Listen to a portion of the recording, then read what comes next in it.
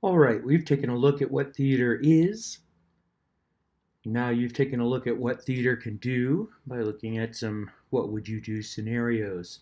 You've completed a discussion post where you have created your own what would you do scenario. And now we're going to wrap things up. The first thing I want to do is propose a thesis statement for the course.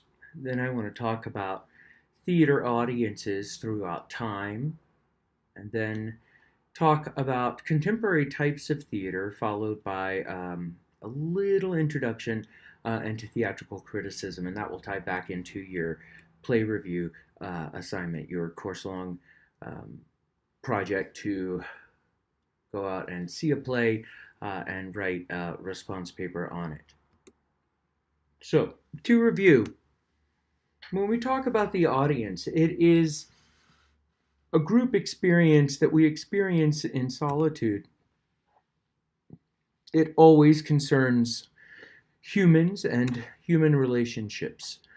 Theater, unlike all other forms of art, is live and temporal, and the audience is absolutely integral to that event.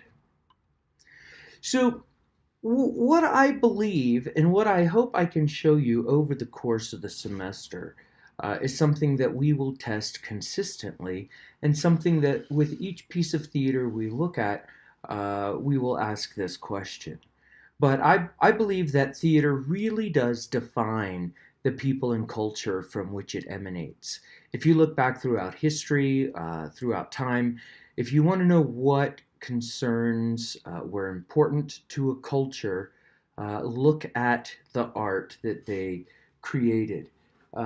We can say that, you can take a look at what was popular in the 1950s with television shows like Leave It to Beaver and Donna Reed and Father Knows Best.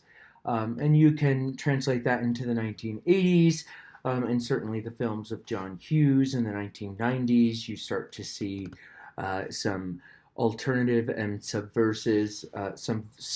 subversive voices arise, like David Lynch with the series Twin Peaks. At the end of the 1990s, you saw a spike in movies that were disaster oriented: Twister, Armageddon, Dante's Peak, etc., all with the Y2K phenomenon. Currently, I think if you look at what's going on Broadway today, with the exception of something like Hamilton, which really does kind of defy all laws and trends. Um, we'd say that if you look at the majority of the shows on Broadway, you have Phantom of the Opera based on a book, Wicked based on a book, Frozen based on a movie, Lion King, Beauty and the Beast, etc., etc. I think you could very easily argue that America is more concerned with money and what is a sure commercial excess, and less concerned with um, providing avenues for new voices and new types of theater. Why take a risk on something that people may not like when you can recycle a successful animated film like Frozen and sell tickets for $175 a piece? Now, when we talk about looking at theater through history, I want to look at three particular types of theater. I want to look at the theater of ancient Greece and their audiences and what they liked. And then I'd like to take a look at the theater of Elizabethan England, followed by a look at the modern theater. In that picture in your lower right-hand corner, that's a picture of the opera in Austria, Theater Brindisi. It's set up on a lake. It's done for one season. It's big, it's huge, it's high spectacle, and it goes away at the end of the summer, and next year it's something new. In Quantum of Solace, the Daniel Craig James Bond film, he's playing cat and mouse spy over the course of one of their sets with a big eyeball. Very beautiful sets that are worth taking a look at. But let's first take a look at the theater of ancient Greece. And what's most important when we think about the theater of ancient Greece is the idea of classical unities. Proposed by Aristotle, these were the unities of place, time, and action. Specifically, that events took place in one location and in real time and concerned one event. There was a 5 act structure with choral interludes between each act, and that was consistent among all Greek plays, with a beginning, a middle, and an end, with the climax in Act 3 always. In ancient Greece, plays were limited in characters to 2 or 3 in a scene at most. There was a chorus that came out and spoke in unison, and that was part of the ritual and ceremonial aspects of the theater of ancient Greece, done in honor of gods and goddesses, largely the god Bacchus, which was the god of wine and festivities, as well as to the goddess Athena, the goddess of wisdom. These plays did not contain a lot of blood or violence, as to not offend the gods. There were these wagons that would sit off stage where, in a tableau, the company would stage the death scenes, and at the end of the show, they would roll the scenes out and in tableau, and you would see the carnage. But the actual blood and violence would occur off stage, and the chorus would come on stage and tell us about the horrible things happening off stage. The theater of ancient Greece was performed by all men, as you know. They wore masks, they wore tall boots called kathornos, and they wore special gowns. And they were very ritualistic and performed outdoors in the amphitheater with the only light available was the sun. Plays would start very early in the morning and carry on all day, one after another, telling these stories in honor of the gods. Now let's jump forward in time and let's take a look at the theater of Elizabethan England, named after Queen Elizabeth. The most famous playwright of this time, of course, is William Shakespeare. Of course, there was Christopher Marlowe.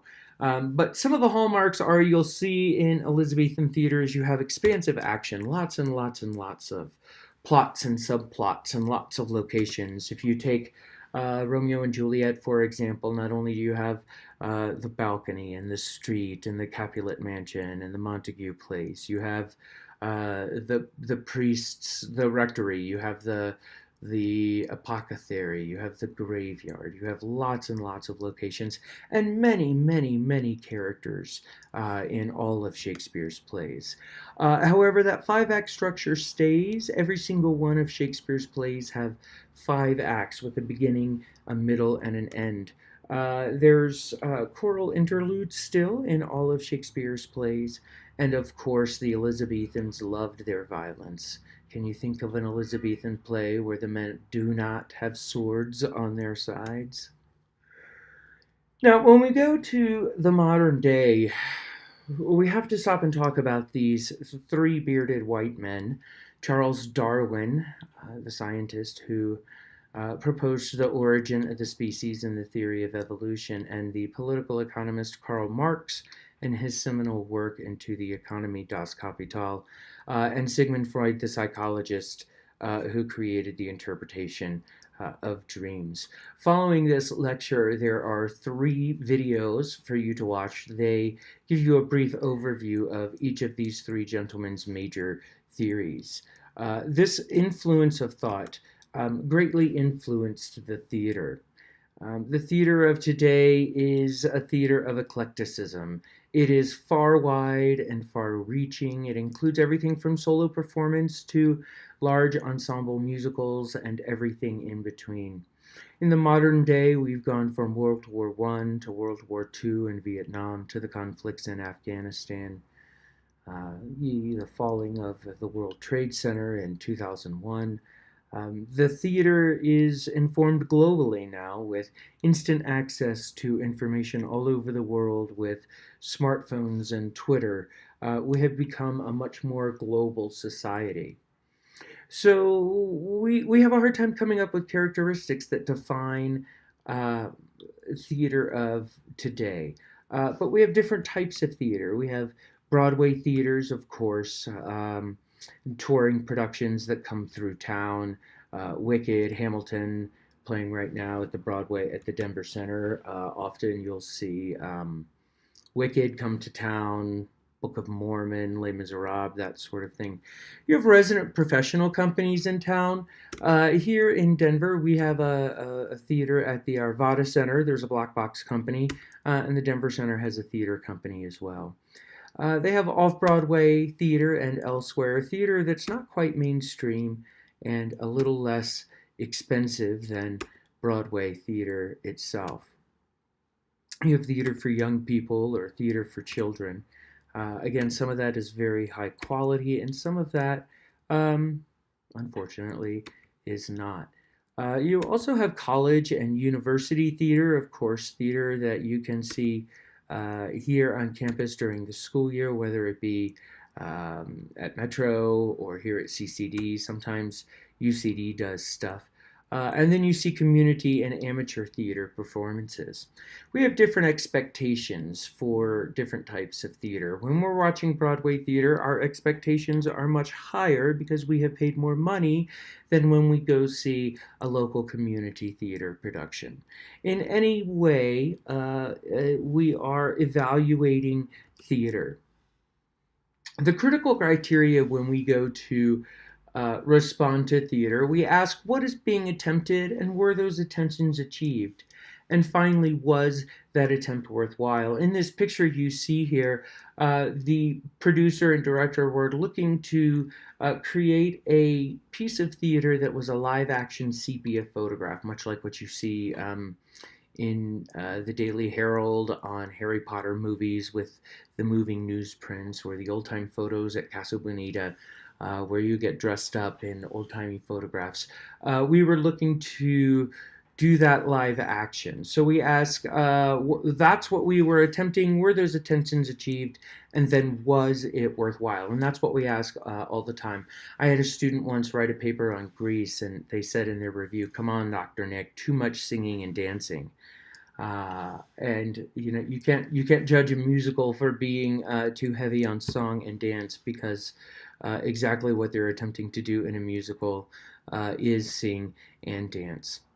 So when we talk about criticism, there is a difference between descriptive criticism and prescriptive criticism.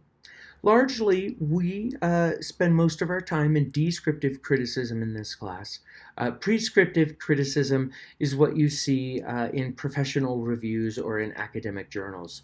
As my mother used to say, criticism, you're expressing your opinion. Opinions are like assholes. Everybody has one, and they all stink. We take time in this class to really get in and describe what's going on and have you make some assertions about your opinion. But you have people that you listen to when you want to go see a movie, and you listen to their advice, and I'm sure you have people who recommend things to you, and you think to yourself, okay, I'm going to wait for that one to come out on Redbox. In either case, that's where we are with criticism and the audience. That concludes the first unit, and I will see you in class next week.